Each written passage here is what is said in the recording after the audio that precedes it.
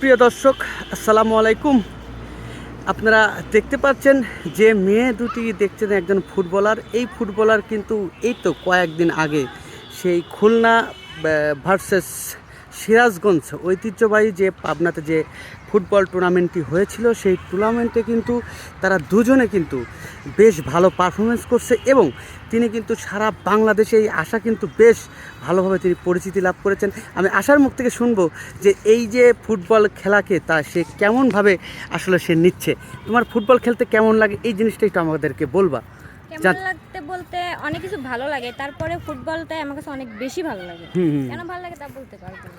Football খেলা তোমার বাড়ির থেকে যে তুমি যে এত একজন ভালো ফুটবলার হচ্ছ, এতে তোমার বাড়ি থেকে কি মানে কেমন তুমি সমর্থন পাচ্ছ?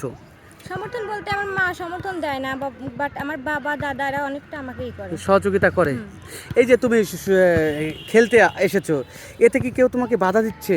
না। এটা কেউ বাধা দিচ্ছে না। তুমি কোথায় কোথায় এখন অব্দি পর্যন্ত টুর্নামেন্ট খেলছো? কোথায় কোথায়? আমি আমাদের এখানে স্টেশনে খেলেছি এবং আপনাদের কাইলানি মাঠে, আর হলো মানে পাবনা ভাঙ্গুরাতে খেলেছি। পাবনা ভাঙ্গুরাতে খেলেছো। আচ্ছা, আমি তোমাকে একটা প্রশ্ন করতে চাই। সেই প্রশ্নটি হচ্ছে, এই যে তুমি যে ফুটবল খেলো, এতে কি এই যে অন্যান্য যে মানুষগুলো আছে তারা কি তোমাকে ভালো চোখে দেখে না খারাপ চোখে দেখে, বা তোমাকে সহযোগিতামূলক উৎসাহিত করে কি না?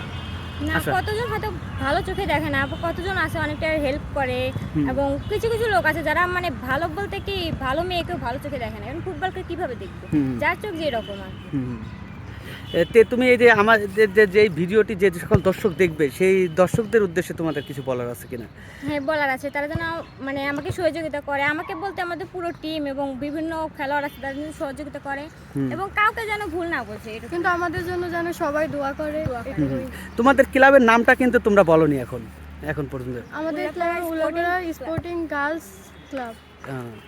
এই এই গার্লসে তোমরা কতজন খেলোয়াড় আছো?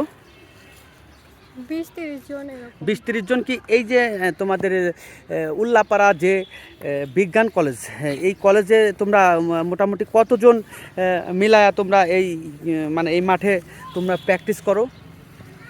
30-35 জন, কিন্তু এখন আর বেশি হচ্ছে না, গরমটা অনেক। এই গরমের জন্য তোমরা এই প্র্যাকটিসটা 12-13 জন হচ্ছে, আর বাদ বাকি যখন গরম কমে যাবে তখন বেশ সকলে এসে এই করবে। প্রিয় দর্শক, এই যে আশা এবং জুই, এরা দুইজন একজন খুদে ফুটবলার। আমি দোয়া করি যে আগামী দিনে যেন এরা সুন্দরভাবে ভালো কোথায়ও যেন ভালো বড় ক্লাবে জাতীয় দলে, বাংলাদেশের সবচেয়ে বড় যে জায়গাটি যেটা স্বপ্ন দেখে জাতীয় দলে তারা যেন খেলতে পারে। ঠিক আছে, এই বিষয় সবাই দোয়া করবেন। তারা কিন্তু আসলে দোয়া চেয়েছে। প্রিয় দর্শক, আপনারা ওদের জন্য দোয়া করবেন, ভালো থাকতে পারে, সুস্থ থাকতে পারে। আর ভিডিওটি অবশ্যই যদি ভালো লেগে থাকে অবশ্যই ভিডিওটি শেয়ার করবেন।